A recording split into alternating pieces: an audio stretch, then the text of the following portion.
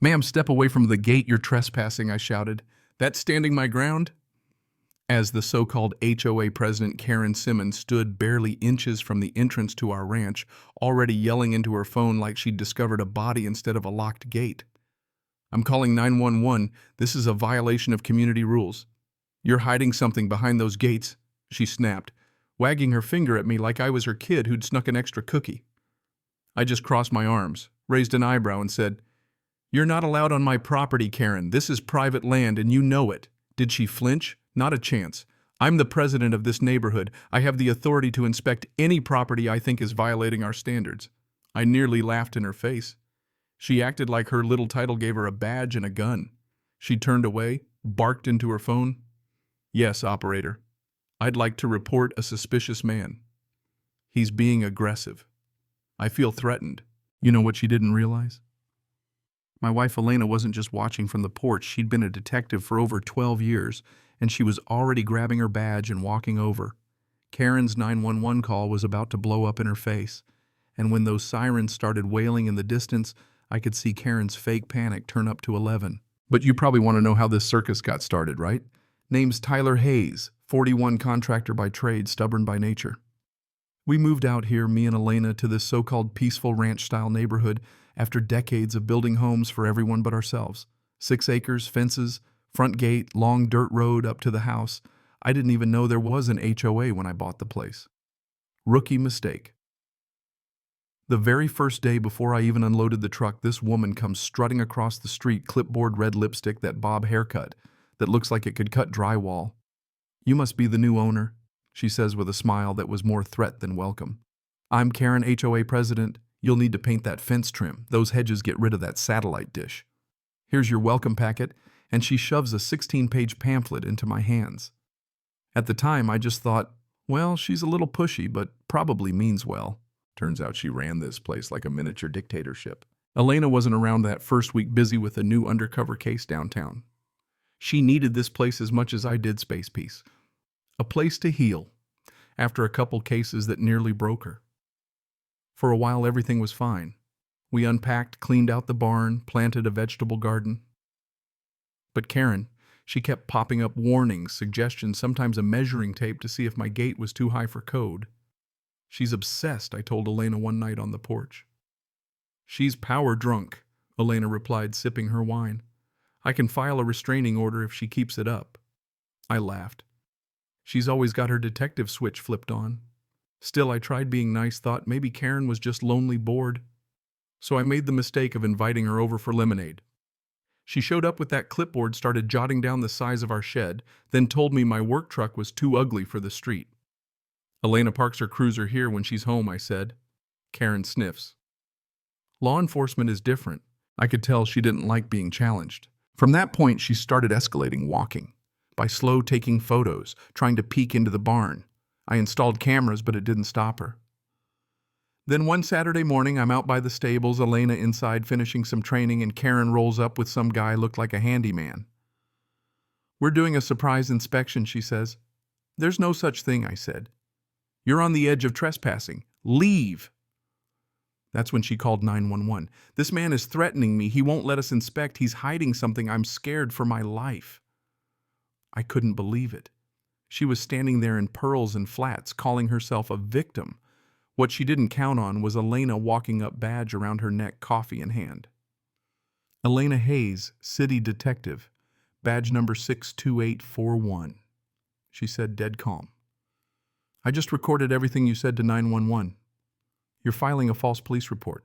Karen's face turned the color of bad mayonnaise, but before anyone could say more, those sirens hit. "There! The police are here! Arrest him!" Karen screeched. Elena just flashed her badge. "Let's see what they say when they realize you called them on an officer's husband on private land." The first squad car pulled up, and one of the officers who stepped out was someone Elena had once arrested, Officer Daniels. He recognized her, and Karen's act unraveled fast. "Karen Simmons, right?" he asked, barely glancing at her. "We've had 20 calls from your number in the past 6 months, all about neighbors, all petty." Karen tried to pivot, waving down another officer. "That man threatened me, and his wife is trying to scare me with some fake badge. Daniels turned to Elena. Ma'am, can you clarify?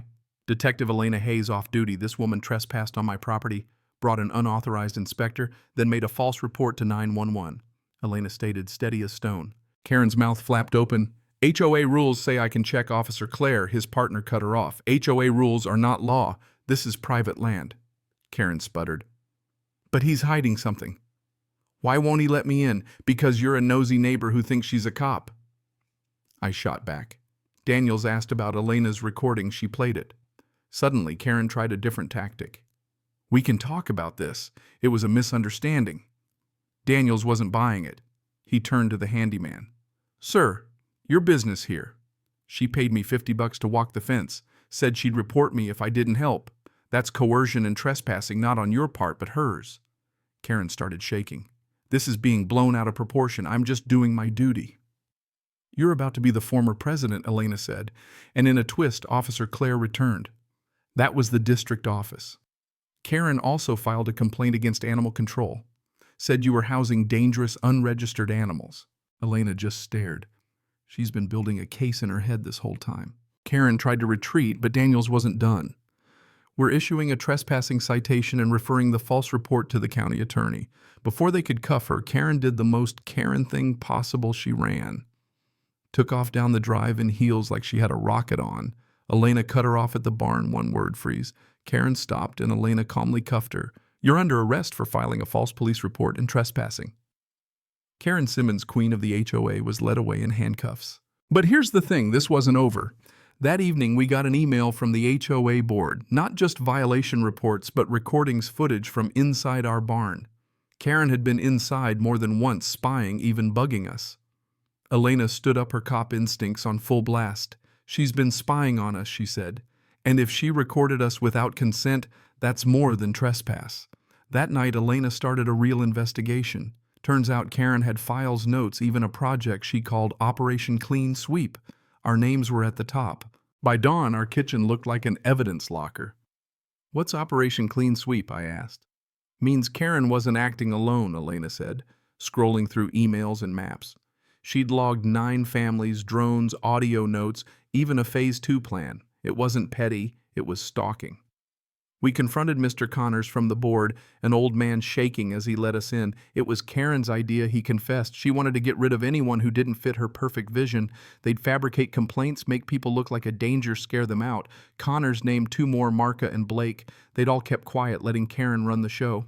Elena uploaded everything, evidence, interviews, videos scheduled for automatic release in case something happens to us. I thought she was paranoid until a text popped up on my phone, stop digging or you'll regret it. The next moment, our cameras picked up a hooded figure with a drone. Elena grabbed her badge and ran. I followed just as gunshots cracked across the field. Elena was bleeding but alive, her attacker unconscious, a drone bag at his side. HOA letterhead taped to the top, addresses marked ours circled in red. The cops found a modified surveillance drone with footage of our barn, our bedroom, even neighbors. They've been watching for months, an officer muttered. Connors, now terrified, gave us a recorder with Karen's voice. If we can't get them to leave, we push. If that doesn't work, make something up. Another male voice replied. Once we get rid of the detective and her husband, the rest will fall in line. That was Blake, the treasurer. We raided Blake's cabin files, cash blueprints, even a forged restraining order against Elena. This wasn't a feud. It was organized crime. The media went wild. HOA scandal, detective uncovers neighborhood conspiracy. Blake got 5 years. Sam, the handyman, turned state's witness.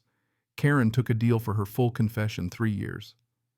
But the big fish was Leonard Vexler, the man behind the shell company buying up homes after forced evictions, pulling strings in HOA boards all over the county. Elena went undercover at a secret summit, caught it all on tape. Vexler bragging about cleaning up communities, training HOA leaders to manufacture complaints, run people out, buy up their homes for a song. When agents stormed the meeting, Vexler went down for 25 to life. It should have ended there. For a while it did peace at last, a real neighborhood committee, sunlight and lemonade on the porch. But you know what? Some nights I still check the cameras twice. Because on our door not long after, someone taped a note. You may have won this round, detective, but there are more of us. Elena just locked the door, poured another cup of coffee, and went back to work. You think it's over? Nah, justice never really clocks out, not in neighborhoods like this. So tell me, if Karen tried that in your neighborhood, would you have fought back or just given in? Drop your thoughts below. I want to hear how you'd handle a wannabe dictator running your street. Because the fight for real community, sometimes it's just getting started.